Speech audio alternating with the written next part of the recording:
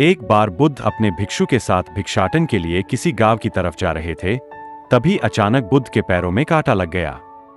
कांटा इतना तीक्ष्ण था कि चुभते ही रक्त की धार निकलने लगी। बुद्ध के भिक्षु ने रक्त को रोकने के लिए एक कपड़ा फाड़कर बुद्ध के पैर पर बांध। इस घटना को कुछ लोग देख रहे थे जो कि बुद्ध से ईर्ष्या करते थे। उन्होंने बुद्ध से कहा कि हमें तो तुम्हें परम ज्ञानी समझते थे, लेकिन दर्द को तुम भी सहन नहीं कर सकते हो। तुम पाखंडी हो और ये हमने सिद्ध कर दिया है। ये कांटे हमने ही बिछाए हैं। इस गांव में तुम्हारा स्वागत नहीं, तिरस्कार होगा। इस गांव में तुमको कोई भिक्षा नहीं मिलेगी। बुद्ध ने उन लोगों से अनुरोध किया कि कृपया करके मुझे इस गांव से भिक्षा लेने दो। बुद्ध के ईर्ष्यालुओं ने बुद्ध का उपहास बनाते हुए कहा कि अगर तुम्हें भिक्षाटन के लिए इस गांव में आना है तो तुम्हें अपने रक्त की बलिदानी देनी होगी। तुमको इस कांटों के रास्ते से गुजरना होगा। भगवान बुद्ध ने उनकी चुनौती को स्वीकार कर लिया और कांटों के रास्ते पर चलने के लिए अपने कदम बढ़ाने लगे। बुद्ध मुस्कुराते हुए कांटों पर चलने लगे। बुद्ध के साहस को देखकर गांव वाले चकित रह गए।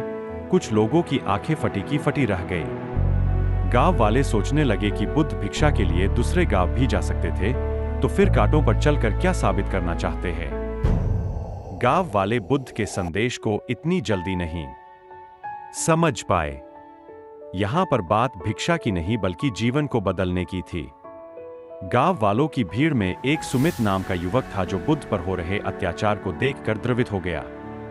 सुमित दौड़कर गया और बुद्ध के पैरों के सामने से कांटे को हटाने लगा। बुद्ध के ईर्ष्यालु सुमित को रोकने लगे और गांव से दाना पानी न देने की धमकी देने लगे।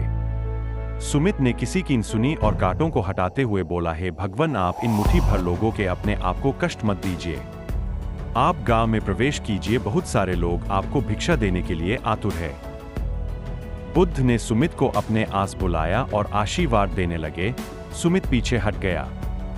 हे भगवान, आप मुझे छूकर अपने आप को अपवित्र और दूषित न करें। महात्मा बुद्ध ने कहा, तुम अपने आप को दूषित क्यों कहते हो? स्पर्श से कभी कोई भी दूषित नहीं होता है। मनुष्य तो लोभ, लालच, घृणा, ईर्ष्या से दूषित होता है। तुम्हारे अंदर तो प्रेम भरा है। तुम दूसरों का सुख चाहते हो। तुम तो पवित्र हो। बुद्ध के बोल सुनकर कुछ लोग बोले, तुम तो अपने आप को बड़े ज्ञानी कहते हो, तुमको जाति का कोई ज्ञान ही नहीं है, तुम पाखंडी हो। बुद्ध बड़े ही शांत स्वभाव से कहते हैं, मानव से मानव की मानवता छीनना पाखंडी की निशानी है। मुझे पाखंडी बोलकर यदि आपको संतोष मिलता है तो मेरे लिए दुहक का कोई विषय नहीं है। कुछ लोग बुद्ध पर बरस पड़े, परंतु यह तो धर्मशास्त्र है, फिर यह पाखंड कैसे हुआ? बुद्ध कहते हैं, हमारी उत्पत्ति इस सृष्टि में हुई है। नदियों का पानी सभी की समान रूप से प्यास बुझाता है। खुले जंगलों की हवा भी भेदभाव नहीं करती है। खुला आसमान हमारे पिता के समान हमारी परवरिश करता है। सृष्टिकर्ता ने भी कोई भेदभाव नहीं किया है। फिर हम इंसान कौन होते हैं, भेदभाव करने वाले? मानव मानव में भेद करके अपने संबंधों को बिगाड़ता है।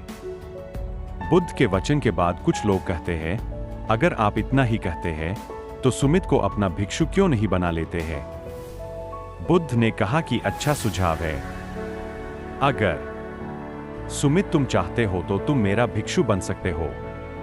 बुद्ध के आमंत्रण पर सुमित पहला नीच जाति का बौद्ध भिक्षु बनता है। इस पूरे विवरण में केवल सुमित का जीवन बदला, शेष सभी लोगों का जीवन रूपांतरित हुआ। अगर आपको ये वीडियो अच्छी लगी हो तो चैनल को सब्सक्राइब करें और वीडियो को शेयर करें। चलो फिर मिलेंगे दोस्तों अगली वीडियो के साथ। तब तक के लिए अपना ख्याल रखना और हमेशा मुस्कुराते रहना।